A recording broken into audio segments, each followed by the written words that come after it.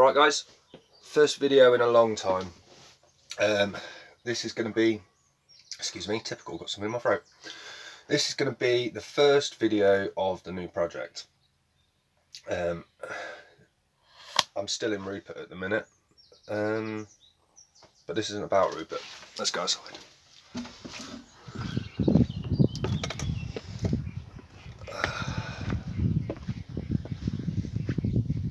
This is the new project.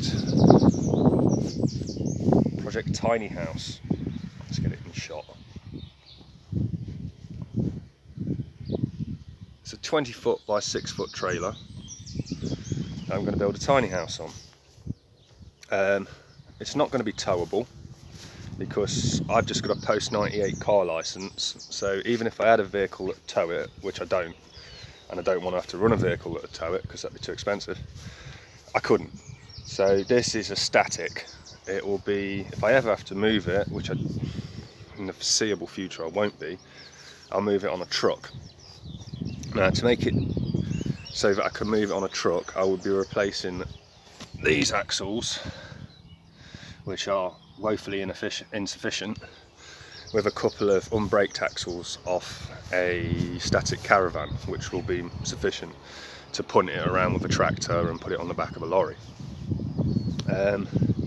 If I was going to build a towable one, I would start with a purpose-built certificated trailer. There's a few companies that build them, and one this size is about £3.5 grand, which sounds a lot, but if you price up 3 braked axles, 6 wheels, 6 tyres and a 4-ton braked hitch, you're looking at over £2,000 anyway. So you might as well just buy the whole thing with a certificate and you'll have no insurance problems, etc. But £3.5 grand is more than I will be spending on this whole project. So I'm just building a static. Now, ideally, if it was up to me, there'd be no trailer involved at all. These 8 granite piers would be 12 granite piers, and they'd have a bit of concrete underneath them. And if I had 12 granite piers, well then, let's walk that out, that would be a nice base. And I'd just put timbers between them and build a cabin. But the planning department are evil scumbags, so I doubt I'll ever get to do that. So the plan is, where I'm at the minute, I've got it on the granite blocks and I'm just cleaning off the rust. There was all kinds of metal uprights and things on this. It used to move Zorb balls around. I ground them off. First I tried a 4-inch, that didn't work. Then I tried a 9-inch, sort of worked. In the end I borrowed a steel saw, and it was still quite some to chop it off. It's very thick steel, it's a strong old thing. And I think it's had multiple uses for its life.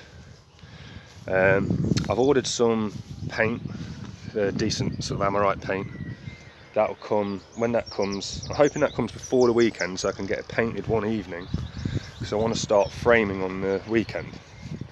The first stage will be to put timber inserts around here and then over the top, like in an L shape, and then I'll have to rent a decent nail gun to fire them in. Once I've got that around, 5 sheets of 18mm ply, which I'll paint the bottom of to make sure they're really weatherproofed, and then I'll start laying 3x2s every 400mm all the way along, ready to take insulation in the voids.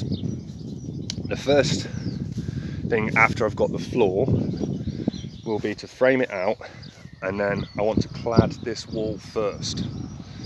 This is so that for all intents and purposes it looks finished and nice for the rest of the campsite, and that will just screen off my area entirely and it'll be nice.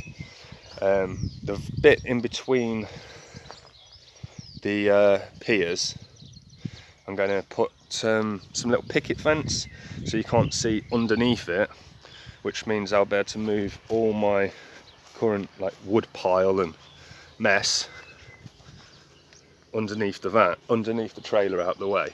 I mean, the farmer he's very nice and very considerate, so I don't want to take the piss. I want to try and do this with as little disturbance as possible. The way I'm going to do it is I'll frame it out with CLS for normal 3x2, and then it'll get wrapped in plastic, and every 900 will be a piece of 3x2 going down, like on this shed. And get it in the shot, there we go.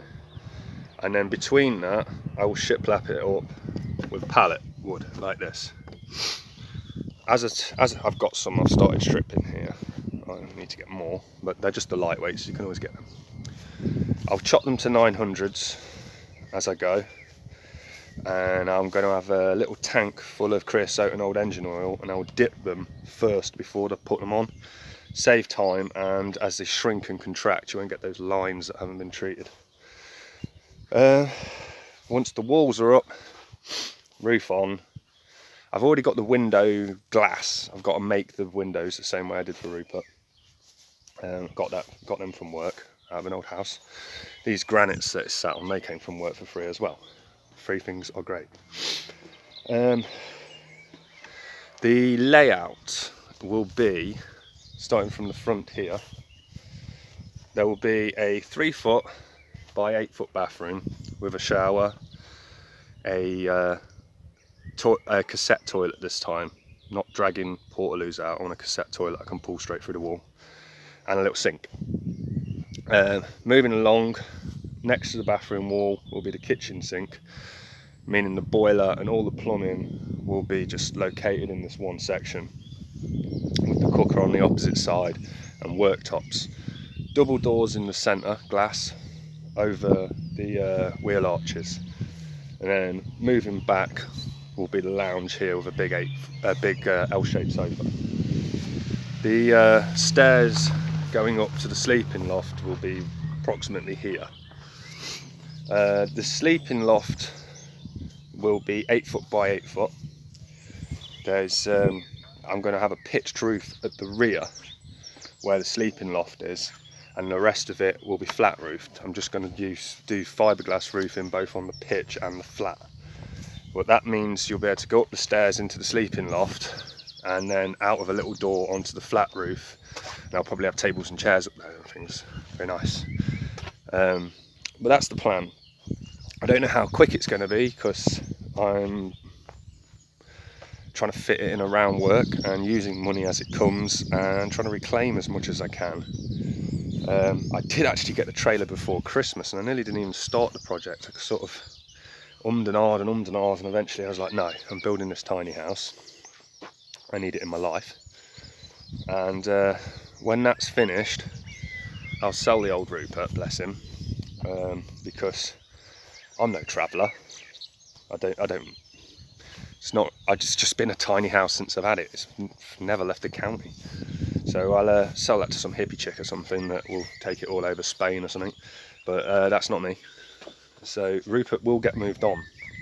What I would then like to replace Rupert would be a little Toyota Hiace, done as a day van, come work van.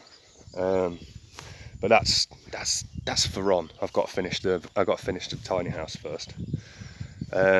So each time a reasonable stage has come, there's a significant stage is completed, I'll do a little video. Nice to see you guys. Long time no see. Thanks.